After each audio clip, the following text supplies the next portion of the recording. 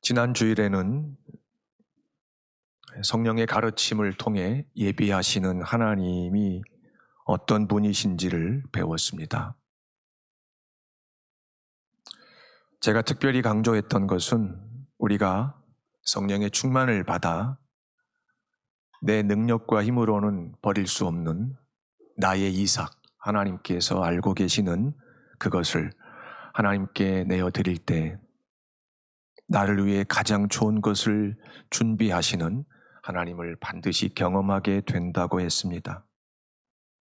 특별히 재작년과 작년과 같은 광야를 지나는 동안 성령 안에서 믿음으로 하나님 한 분만 의지하고자 할 때 나를 위해서 장막 칠 곳을 찾아주시고 나와 내 사랑하는 이의 영혼과 육체의 안식처를 마련하시는 하나님 내 아버지의 헤아릴 수 없는 능력을 체험하게 된다고 했습니다.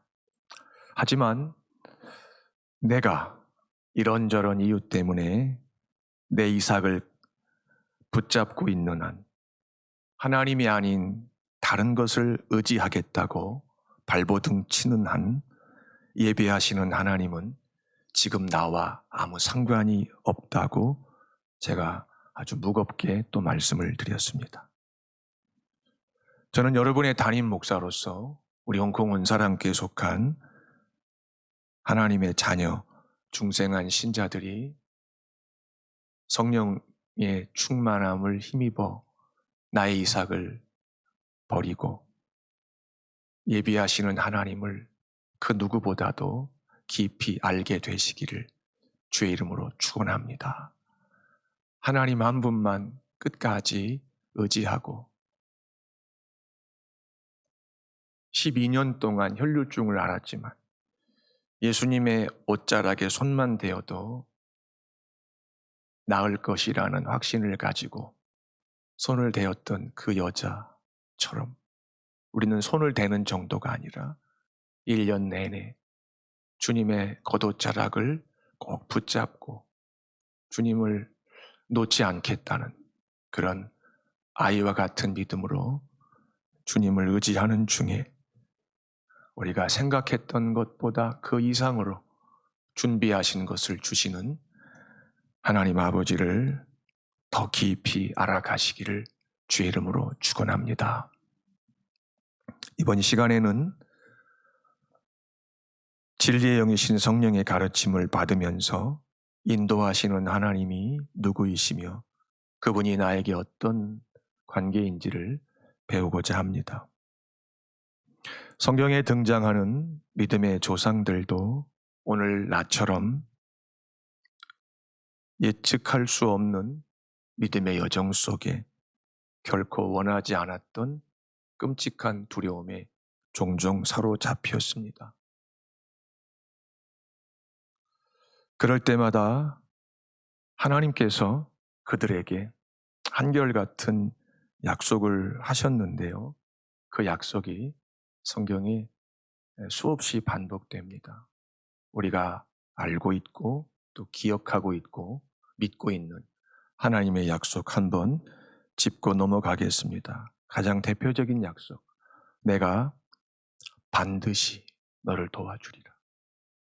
그냥 도와주시겠다고 하셔도 도와주십니다. 왜냐하면 하나님은 창조주이시고 전능하시고 약속을 안 지키시는 것이 영원히 불가능하시기 때문입니다. 그런데 그분께서 반드시라고 강조하신다는 거죠. 왜 그랬을까요? 우리가 늘 의심하기 때문에. 어떻게 할 수 있을까요? 기도를 간절히 안 한다는 것은 반드시 나를 도우신다는 그 하나님을 의심한다는 증거입니다. 또 어떤 약속이 있을까요? 내가 너와 약속한 것을 다 이룰 때까지 나는 너를 결코 떠나지 않고 아니 버리지 않는다 약속하셨어요. 결코 그냥 버리지 않겠다, 떠나지 않겠다고 하셔도 실제로 떠나지 않으세요. 버리지 않으세요. 그런데 결코 다른 말로 절대로. 그런 뜻이거든요. 왜 그랬을까요? 우리가 하나님이 나 버린 것 같은, 나 떠난 것 같은, 나 외면하시는 것 같은 그런 끔찍한 의심에 사로잡혀서 하나님 아버지 앞에 나와서 목 놓아 부르짖지 않기 때문에. 저는 우리 홍콩 원사랑교회 성도들이 그 어느 해보다도 여러분의 믿음의 여정 속에 그 어떤 시간보다도 2022년이 하나님 아버지 앞에 나와서 남을 의식하지 않고 술 취한 여인 취급받았던 한나처럼, 새술에 취한 자라는 조롱을 받았던 사도들처럼 하나님 아버지의 이름을 목 놓아 부르짖는 그런 분들이 되시기를 주의 이름으로 축복합니다. 또 어떤 약속이 있을까요? 내가 너를 지키리라. 근데 그 약속을 하시고 또 뭐라고 말씀하셨냐면 나의 의로운 오른손으로 너를 붙들이라. 다양한 표현의 이 하나님의 약속이 궁극적으로 의미하는 내용은 한 가지입니다. 그게 뭘까요? 하나님 아버지께서 하나님 자녀를 인도하신다. 인도하신다. 왜 인도하실까요? 우리는 이 땅에 사는 동안에 매년 한 번도 가본 적이 없는 길을 반복해서 가기 때문에, 아니 매일, 오늘 우리가 어떤 길을 걸어갈지 우리가 어떻게 알아요? 이번 한 주 우리가 어떤 길을 경험할지 우리가 몰라요. 하지만 우리가 모른다, 한 번도 걸어가 본 적이 없다, 그것보다 더 중요한 게 있어요. 하나님 아버지가 오늘 나를 인도하신다는 사실이. 이거 믿어야 돼요. 이게 안 믿어질 때가 얼마나 많은지 몰라요. 목사인 저도 예외가 아니에요. 인도하시는 하나님은 영원히 나와 함께 하시는 하나님이신데요. 이 영원이라고 하는 것은 세상을 창조하시기 전에 하나님이 존재하시는 방식이었어요. 쉽게 말하면 항상 현재라는 거예요. 영원이라고 하는 것이. 우리는 시간을 타락한 결과 과거와 현재와 미래로 경험하면서 살아왔어요. 그런데 하나님에게는 그것이 의미가 없어요. 왜냐하면 하나님은 창조주로서 시간 위에 계시기 때문에 그래요. 그래서 하나님을 우리에게 증거하실 때는 영원이라고 하는 단어를 항상 앞에 두세요. 지금, 오늘, 현재 나를 인도하신다는 겁니다. 믿으십니까? 네. 하나님이신 예수님의 이름이 두 가지인데요. 하나는 예수라고 하는 이름이고요. 하나는 임마누엘이라고 하는 이름이에요. 이 임마누엘이라고 하는 이름은 하나님이 나와 함께 하신다는 뜻이에요. 원래 의미는 우리와 함께 하신다는 뜻인데요. 그 우리 속에 내가 포함되어 있다는 것을 내가 경험하지 않으면 사실 그 이름이 나와 아무 상관이 없는 이름이에요. 저는 성경을 제가 배우면서 제가 깨달은 것이 하나 있어요. 성경에서 말씀하시는 믿음은 일단 나에게 적용이 돼야 돼요. 나의 하나님이어야 돼요. 임마누엘이 나와 직접적인 관계가 있는 그분의 이름이어야 돼요. 그런 후에 다른 형제와 자매가 나와 같은 믿음을 고백하며 우리가 모였을 때에 그때 우리의 하나님이 되시는 거예요. 네, 거기 내가 없으면 아무 상관이 없는 거죠. 어떤 경건한 신자가 이런 신앙 고백을 했어요. 우리가 평생 되새김질 할 만한 가치가 있는 내용이에요. 천국에 내가 없다면 천국은 아무 의미가 없다고 그랬어요. 천국이 나에게 무한한 가치와 의미를 갖는 것은 예수 그리스도 안에서 내가 천국의 상속자이기 때문이에요. 믿으십니까? 네. 임마누엘이라고 하는 하나님의 다른 이름이 나와 함께 하시는 하나님이심을 2022년 한 해 동안에 매일 경험하시기를 주의 이름으로 축원합니다. 영이신 하나님은 우리가 믿고 있는 것 같이 하나님이 창조하신 시간과 공간을 언제든지 초월하십니다. 예수님은 육체 가운데 계실 때 시간과 공간 속에 제한을 받으셨어요. 하지만 부활하신 후에는 시공을 초월하시죠. 하나님이시기 때문에 그런 거예요. 이것을 인도하시는 하나님, 나의 신앙 고백에 적용을 한번 해봅시다. 하나님의 자녀인 내가 있는 그곳에 하나님께서 나와 함께 하신다는 뜻이에요. 내가 어디 있든지. 왜 함께 하시느냐 하는 거죠. 왜? 왜 굳이 함께 하신다는 이 의미를 그분의 이름으로 정하셨느냐는 거죠. 나를 지키신다는 그분의 약속이라는 거죠. 하나님은 약속을 두 가지 형태로 하시는데요. 하나님 자신과 하시고요. 그리고 나와 하세요. 그리고 하나님은 하나님 자신과 하신 약속이시기 때문에 지키실 수밖에 없어요. 나를 대상으로 하신 그 모든 약속을 하나님은 지키셔야만 하죠. 구체적으로 무엇을 지키시는 것일까요? 우리가 지켜주기를 원하는 것이 있어요. 하나님이 지키시는 것에는요, 반드시 여러분이 올 한 해를 사시면서 하나님께서 이것만큼은 꼭 지켜주시기를 원하는 간절한 것이 있어요. 하나님이 그것을 다 알고 계세요. 그런데 더 중요한 것은 하나님께서 열리를 제쳐두고 지키시고자 하시는 그것이 있다는 거예요. 그러니까 하나님께서 가장 중요하게 지켜주시고 싶으신 것과 내가 간절히 원하는 그것이 하나가 될 때에 나의 임마누엘을 경험할 수가 있어요. 그러면 하나님께서 세상 없어도 천하 없어도 나를 상대로 모든 것을 지키실 때 가장 먼저 가장 중요하게 지키시고자 하는 게 무엇이냐는 거죠. 내 믿음이라는 거예요. 내 믿음. 한 2년 정신없이 기근을 겪다 보니까 내가 믿음이 있는지, 내 믿음이 제법 괜찮다고 생각했는데 2년 겪는 동안 내 믿음이 괜찮은 믿음이 아니었구나. 우리가 이런 두려운 생각을 하지요. 저도 하지요. 그래서 하나님은 우리의 영혼과 육체의 영원한 상태, 운명을 결정하는 그 믿음을 가장 우선적으로 지켜주세요. 하나님께서 욥을 사단에게 내어주실 때 차례차례 내어주셨죠. 처음에는 욥의 재산을 내어주셨어요. 욥의 재산 속에는 욥의 자녀까지 다 포함되죠. 그래도 욥의 믿음이 흔들리지 않자 사단이 또 하나님에게 또 아뢰었죠.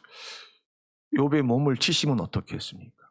하나님께서 욥의 몸, 건강도 사단에게 내어주셨어요. 잠시.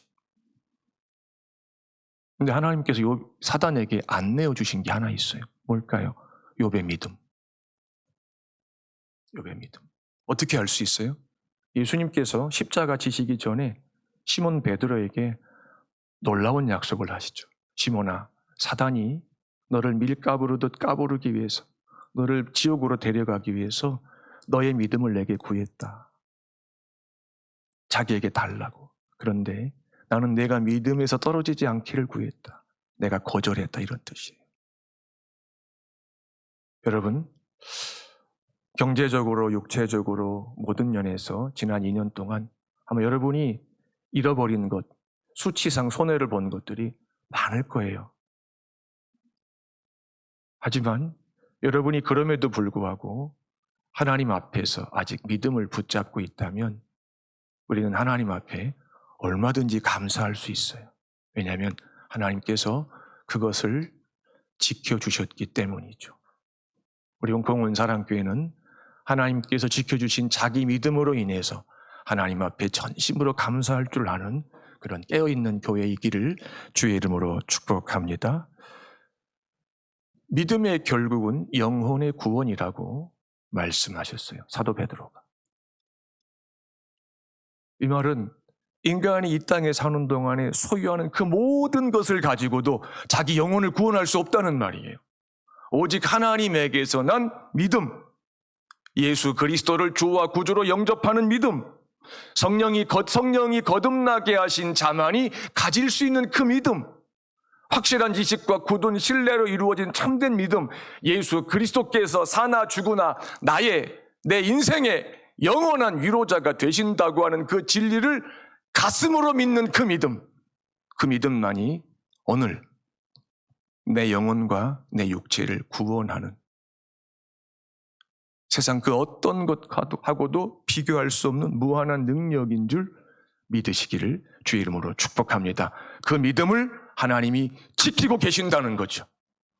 홍콩 원사랑교회가 이 코로나 바이러스가 언제까지 지속될지 알 수 없지만 상관없이 끝까지 붙잡아야 되는 한 가지, 하나님 앞에서 모일 때마다 지켜주시기를 구해야 되는 한 가지, 뭘까요? 믿음. 그 믿음이시기를 주의 이름으로 축복합니다. 그리고 하나님은 우리의 믿음만큼이나 우리의 범사를 소중하게 여기세요. 왠지 아세요? 우리를 창조하실 때 하나님을 닮게 하셨고 하나님을 닮은 피조물은 만물 가운데 우리밖에 없어요. 짐승은 몸밖에 없고요. 천사는 영밖에 없어요. 우리만 몸과 영을 다 갖고 있어요. 왜 그랬을까요? 예수님께서 우리를 구하기 위해서 이 세상에 오실 때 영혼과 육체를 입으셔야만 했기 때문에 그래요. 그래서 우리의 믿음으로 우리의 영혼만 구원하시는 것이 아니고 우리의 온몸도 발바닥에서 정수리까지 세포 하나하나까지 하나님은 송두리째 구원하신다는 말입니다. 그 말은 우리가 몸을 입고 사는 동안에 우리 몸의 생존을 위해서 절대적으로 필요한 그 모든 유무형의 것들을 하나님께서 소중하게 여기신다는 거죠. 어떻게 할 수 있을까요? 예수님께서 제자들에게 가르쳐 주신 기도에 나와 있어요. 오늘 우리에게 일용할 양식을 주옵시고. 우리의 몸이 우리의 영혼만큼 소중하다는 증거예요. 물론 우선순위에 있어서는 영혼이 먼저예요. 하지만 영혼의 영원한 처소집이 우리의 몸이기 때문에 우리는 새 땅에서도 부활한 몸을 입고 부활하신 주님을 영원히 뵈면서 살아야 하기 때문에 이 땅에 사는 동안에 우리가 입고 있는 이 몸의 건강과 생존을 위해서, 안전을 위해서 필요한 최소한의 물질이 우리만 소중한 것이 아니고 하나님 아버지께서도 소중하다는 거죠. 우리가 자식을 키울 때 경험했어요. 자식에게 소중한 것은요, 이미 부모에게 먼저 소중했어요. 믿으십니까? 그래서 우리가 부모로서 성실히 수고했던 것은 자식이 그것을 필요할 때마다 자식에게 준비했다가 주기 위함이었어요. 믿으십니까? 네. 누구를 닮았기 때문에 우리가 그런 선한 행동을 할 수 있었을까요? 지극히 선하신 하나님 아버지를 닮은 결과입니다. 하나님 아버지께서 우리가 이 땅에서 몸을 입고 사는 동안에 우리 몸에 필요한 모든 것을 완전하게 책임지신다는 약속이에요. 우리의 범사를 지키신다고 하는 그 약속이. 좀 더 구체적으로 우리에게 적용을 해보면 우리에게 꼭 필요한 것이 무엇인지를 이미 알고 계세요. 꼭 필요한 것. 그런데 우리는 꼭 필요하지 않는데 욕심 때문에 필요한 줄 착각하고 구한단 말이에요. 그걸 분별해낼 줄 알아야 돼요. 돌아보니까 그거 없어도 얼마든지 살 수 있었어요. 그 분별해낼 줄 아는 실력이 믿음이에요. 그것이 우리에게 얼마만큼 필요한지를 정확히 알고 계세요. 그런데 우리는 탐심에 의해서 내일 하나님이 안 지켜주시면 어떡하지라고 하는 의심 때문에, 불신앙 때문에 오늘 주실 때 좀 더 주시기를 우리가 얼마나 간절하게 구하는지 몰라요. 그건 정욕으로 쓰려고 잘못 구하는 기도의 대표적인 기도예요. 그 다음에 왜 필요한지를 하나님께서는 이미 아세요. 제가 자식을 키우다 보니까 자식이 이것이 왜 필요한지 내가 자식보다 더 깊은 이해를 가지게 되더라고요. 부모이기 때문에, 내가 살아봤기 때문에. 그리고 중요한 것, 언제 필요한지를 알고 계세요. 지금 안 주시는 것은 아직 안 필요하시기 때문에 안 주시는 거예요. 필요하면은요, 어김없이 주시는 줄 믿습니다. 반드시 주시는 줄 믿습니다. 왜? 예수 그리스도 안에서 자녀이기 때문이죠, 우리가. 그래서 성경은 때를 따라 우리의 모든 필요를 채우시는 분이시라고 증거합니다. 자, 이 과정에서 이 관계가 기계적으로 입력된 프로그램에 의해서 컴퓨터가 처리를 해가지고 출력을 해내는 그런 과정이 아니고요. 우리의 모든 필요를 아시고 왜 필요하고 얼마만큼 필요하고 언제 필요한지를 아시고 전적으로 책임을 지시고 주신다고 약속하셨는데 이 관계, 이 과정에서 하나님 아버지께서 우리에게 일평생 매일 요구하시는 한 가지 조건이 있어요. 그게 뭘까요? 마태복음 6장 33절이에요. 너희는 먼저 그의 나라와 그의 의를 구하라. 왜 그 조건을 제시하실까요? 아버지시라면서. 그것이 우리 믿음과 영혼과 우리 일생의 무한한 유익이기 때문에 그래요. 하나님은 우리에게 해로운 것은 절대 안 하세요. 우리에게 무익한 것은 절대 요구하지 않으세요. 자, 이 하나님의 나라와 그의 의를 구하는 자가 되는 것. 신앙생활을 제법 하는 사람은 외우려고 하지 않았는데 이미 알고 있는 하나님의 명령이죠. 이게 구체적으로 뭐냐? 이게 나라, 의라고 하는 이 단어들 때문에 지금 나와는, 연약한 나와는 아무 상관이 없는 하나님의 명령처럼 느껴지는데 그건 마귀가 속이는 거예요. 이것은요, 제가 1월 첫째 주하고 1월 둘째 주 설교 주제와 밀접한 관계가 있는 거예요. 그의 나라와 그의 의를 구하는 것은요, 이런 거예요. 앞서가시는 아버지를 따라가는 법을 매일 배우는 거예요. 내가 낸 길을 더 이상 가지 않고 아버지께서 내신 그 길, 협착해 보이지만 성령의 인도를 받아서 매일 바보처럼 순종하는 가운데 시온의 대로가 되는 것을 경험하는 것이 그의 나라를 구하는 거예요. 그러다 보면은요, 아버지의 의가, 예수 그리스도의 의가 내 성품에, 내 인격에, 내 삶 속에 그냥 자연스럽게 배어 나와요. 여러분이 예수를 한 30년 믿었으면은요, 여러분을 처음 보는 사람들이 여러분의 얼굴에서, 여러분의 표정에서, 여러분의 그냥 평상시 언어에서 다른 세상 사람 같아요. 이렇게 얼굴이 이렇게 선해 보여요. 이런 말 들어야 돼요. 나중에 얼굴 되게 쌓아놓았는데 예수 믿으셨군요. 이런 말 들으면 이건 아직 많이 아쉬운 거예요.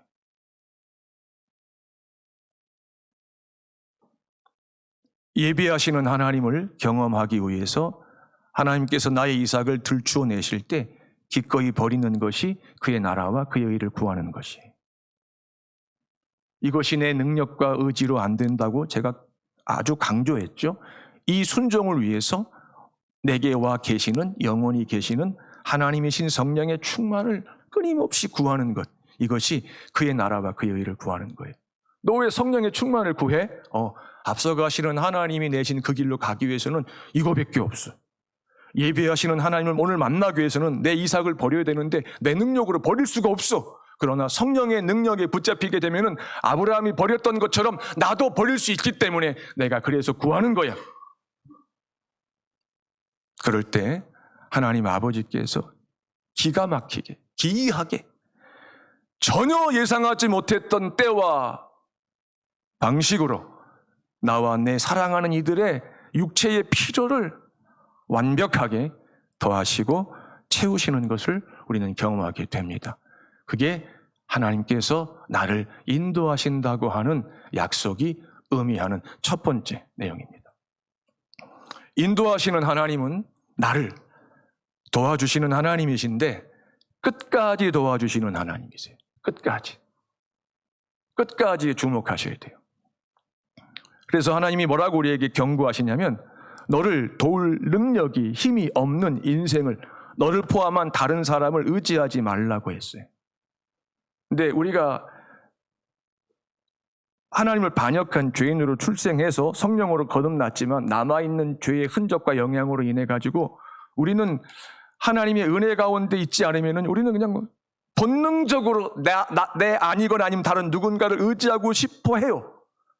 보통 자존심이 강한 사람들, 나름 계획성 있는 사람들은 자기를 의지하려고 하고요. 자존심 때문에. 아니면 성격상 그게 안 되는 사람들은 닥치면 나 도와줄 사람 없나? 두리번거리면서 누군가를 의지하려고 그래. 나도 도와준 적이 많은데, 나도 이제 빚 받아내야 되는데, 이런 심정이란 말이죠. 이걸 아시는 하나님께서 아예 처음부터 딱 제안하신 거예요. 도울림이 없는 인생을 의지하지 말라. 그 인생 속에는 너 자신도 포함된다. 왜? 이 말씀에 순종하지 않으면요, 하나님을 의지한다고 하는 것을 경험할 수가 없어요. 하나님을 인도하시는 하나님을 믿는다고 하는 것은요, 오직 하나님 한 분만 나의 도움으로 삼겠다는 고집을 지키는 거예요. 믿음이 고집이에요. 불신자는 가질 수 없는 고집이에요. 고집이 나쁜 게 아니에요. 성숙한 사람이 고집을 피우면 그 소신이 되고요, 그게 철학이 돼요. 신자가 고집을 부리면은요, 그 고집이 거듭난 고집이기 때문에 하나님께서는 어떻게 인정하시냐면은 믿음으로 여겨주신단 말이에요. 그래서 그 고집쟁이들이 외롭잖아요, 세상에서도요. 근데 여러분, 인류 역사가 아주 그 귀한 고집을 부린 소수의 수고와 헌신에 의해서 발전한 것도 인정해야 돼요. 이 시대 하나님의 자녀들이 끝까지 지켜야 되는 것이 하나 있어요. 거룩한 고집이에요. 그 믿음이에요. 어떤 고집, 무슨 일이 있어도, 어떤 형편에서도 손가락질을 당하고 수근거림을 당하고 조롱을 당해도 하나님 아버지 한 분만 나는 믿을 거야. 아버지께 나가서 나 울며 불며 다 말씀드릴 거야. 나 책임지시라고. 하나님이 그걸 가장 보고 싶어 하세요. 그게 인도하시는 하나님을 믿는 믿음이에요. 왜 그럴까요? 사람이 사람을 도와주는 것은 언제나 한계가 있어요. 반드시 한계가 있어요. 부모가 자식을 도와주는 것도 한계가 있어요. 친구가 나를, 배우자가 나를, 자식이 부모를 다 한계가 있어요. 왜? 인생 자체가 유한하기 때문에 그래요. 도와주다 보면 화가 날 때도 있어요. 실망할 때도 있어요. 그러면 마음이 멀어지게 되면은요, 도와주고 싶은 이제 생각 자체가 일어나질 않아요. 그럼 안 도와주는 거예요. 근데 그런 상대방에게 가서 도와달라고 말 이렇게 또 구할 때 얼마나 비참해요. 얼마나 굴욕감을 느껴요. 그런데요, 하나님 아버지 앞에 나가서 도와달라고 구할 때는요, 그런 감정이 일어나지 않게 하신다는 거죠. 이게 신비한 거예요. 그래서 나를 끝까지 도와주실 수 있는 분은 하나님뿐이라고 성경이 아주 중요하게 강조하고 있습니다. 그래서 하나님 아버지께서 나를 성령으로 거듭나게 하실 때 나에게 주신 그 참된 믿음은 나로 하여금 이 땅을 떠나는 그 순간까지 모든 도움, 보이는 도움, 보이지 않는 도움을 하나님 아버지에게 가서 구하게 합니다. 이게 인도하시는 하나님을 믿는 거죠. 저는 지난 한 주도 세상 말로 뻑 하면 하나님 아버지 앞에 나가서 그냥 도와달라고 떼썼어요.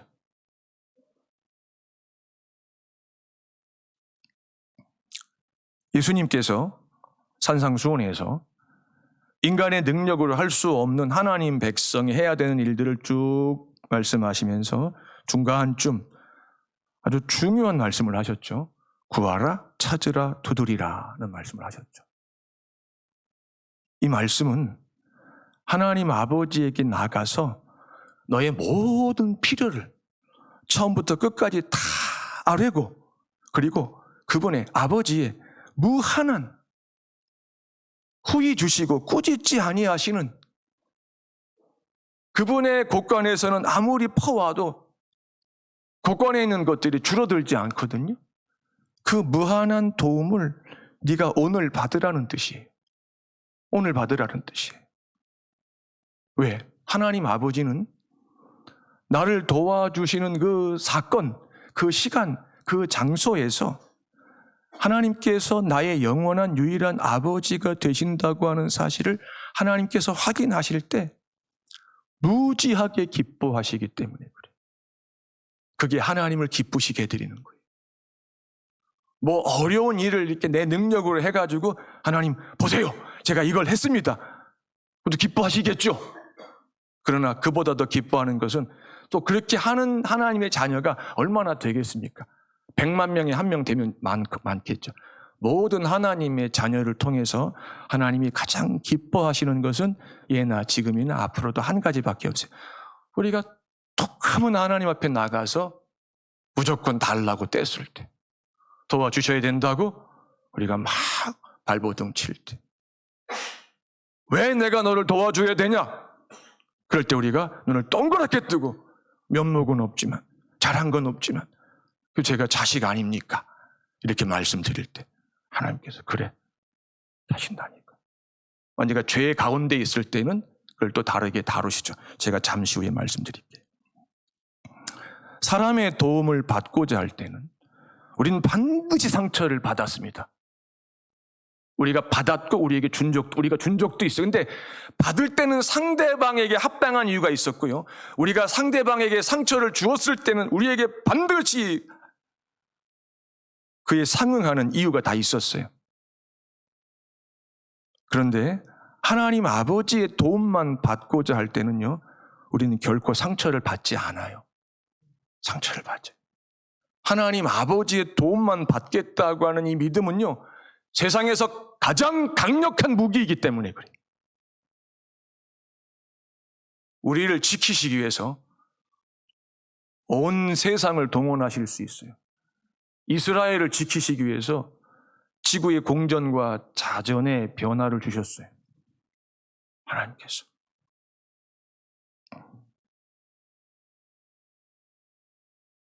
바울 사도가 이 부분에 대해서 우리가 더 이상 변명하지 못하게 확증을 하죠. 우리의 아버지가 되시고자 하나님의 독생자이신 예수님을 나에게 아낌없이 내어주셨기 때문이라는 거죠. 우리가 그 믿음을 가지고 인도하시는 하나님 아버지 앞에 나갈 때 나를 끝까지 도와주시는 아버지이시지 않습니까? 이 고백을 해야 합니다. 마지막으로 인도하시는 하나님은 징계하시는 하나님이세요. 징계하세요. 이스라엘이 징계를 엄청 받았어요. 왜 징계하실까요? 자식을 키우는 아비는 자식에 대한 사랑을 때로는, 자주는 아닌데 필요할 때 반드시 징계라고 하는 방편을 사용해서 표현해요. 히브리서 기자가 징계가 없으면 그 사람은 자식이 아니라고 분명히 말씀하셔요. 징계가 있다, 징계를 받는다, 징계를 하신다고 하는 것은요, 하나님과 그 대상 사이가 부자지간이라고 하는 증거예요. 하나님은 예수 그리스도 안에서 하나님의 자녀 삼으신 우리를 인도에 가시는 과정에서 우리가 종종 이따금 앞서 가시고 예비하시는 하나님의 뜻에서 벗어난 후에 즉시 돌이키지 않고 상당 기간 고집을 부릴 때 그냥 두시지 않아요. 반드시 징계하세요. 왜? 그래야 자식이니까. 악인은 지옥문이 열릴 때까지 징계하시지 않아요. 그래서 세상에 많은 사람들이 하나님의 자녀들보다 비교할 수 없을 만큼 모든 면에서 잘 살아요. 다 누려요. 그들이 죄다 가지고 있어요. 근데 그들은 앞서가시는 하나님을 따라가지 않아요. 예비하시는 하나님을 의지하기 위해서 자기 이삭을 버린 적이 한 번도 없어요. 근데 그들은 우리가 죽었다 깨어나도 가질 수 없는 것들을 그냥 손쉽게 갖고 그것을 갖다가 자손 대대로 상속받게 한단 말이죠. 근데 내버려 두세요. 왜? 자식이 아니기 때문에. 이걸 우리가 왜 부러워해요? 차라리 징계를 받는 것이 더 복된 거죠. 근데 징계를 하신다고 하는 것보다 더 중요한 것이 있어요. 우리를 징계하실 때 찢으세요. 우리의 죄를 도려내기 위해서 감추어진 환부를 갖다 이렇게 하나님께서 성령의 검으로 찢으세요. 그리고 그 죄를 하나님께서 뿌리째 도려내신 후에 그냥 두지 않으세요. 하나님께서 정성껏 봉합하세요. 성령의 실로. 그걸 싸매어 주신다고 말씀하세요. 그럴 때 하나님 아버지께서 우리보다 무한히 아파하세요. 저도 아이들을 징계해 본 적이 있지만 애들을 징계하고 난 다음에 그 싸매어 줄 때 마음이 얼마나 아팠는지 몰라요. 그리고 그 다음날 제가 아이들에게 더 훌륭한 방식으로 꾸중할 수 있었는데 매를 들어서 네가 아픔을 느끼게 하는 것에 대해서 그 자체는 아빠가 미안하다 이렇게 내가 사과했어요. 아, 자식이 아픈 것보다 부모가 더 아프다는 어른들의 말씀이 이런 거구나. 근데 그게 어디서 왔어요? 그게 하나님 아버지에게서 왔어요. 하나님 아버지. 하나님이 어지간하면 징계를 안 하시려고 하죠. 그래서 하나님은 뭐라고 말씀하세요? 오래 참으신다고 하시잖아요. 그의 인자는 끝이 없고 그의 자비는 무궁하다고 말씀하시잖아요. 그리고 진노 중에도 긍휼을 베푸시는 것을 기뻐하신다고 말씀하시잖아요. 하지만 필요하다고 판단하시면 단호하게 징계하세요. 왜? 살리기 위해서. 그렇지 않으면 우리가 돌아오지 않으니까. 영원히 함께 하시고 끝까지 도와주시고 무한히 도와주시고 때로는 찢으시고 반드시 싸매어 주시는 것은 그분이 우리의 아버지이시며 우리 믿음의 여정에 유일한 그 누구도 대신할 수 없는 인도자이시기 때문입니다. 남은 우리의 믿음의 여정이 어떻게 전개가 되고 우리가 어떤 험난한 시간들을 겪게 될지 알 수 없지만 그럼에도 우리가 지금 앞으로 사는 동안에 어떤 상황에서도 안심할 수 있는 것은 왜일까요? 아버지가 앞서가시기 때문인 줄 믿습니다. 아버지가 예비하시기 때문인 줄 믿습니다. 아버지가 인도자가 되시기 때문인 줄 믿습니다. 이것을 붙잡을 때 우리가 감당하지 못할 시간은 없습니다. 우리가 인내하지 못할 환경은 없습니다. 우리가 사랑하지 못할 사람은 없습니다. 우리 안에서 아버지는 그 일을 반드시 이루시고야 말 것입니다. 왜? 그래야 하나님이시니까요. 그래야 전능하시니까요. 그 하나님을 이번 한 주간에도 그 누구보다도 많이 알아가시기를 주의 이름으로 축원합니다. 기도합시다.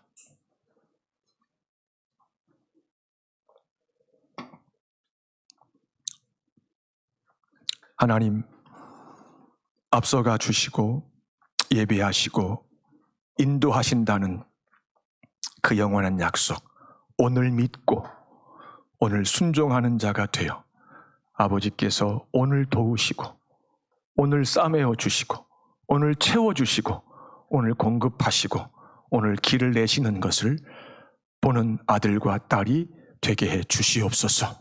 우리의 주와 구주이신 예수님 이름으로 축복하고 기도하옵나이다. 아멘. 받으신 말씀을 기억하시면서 우리 함께 인도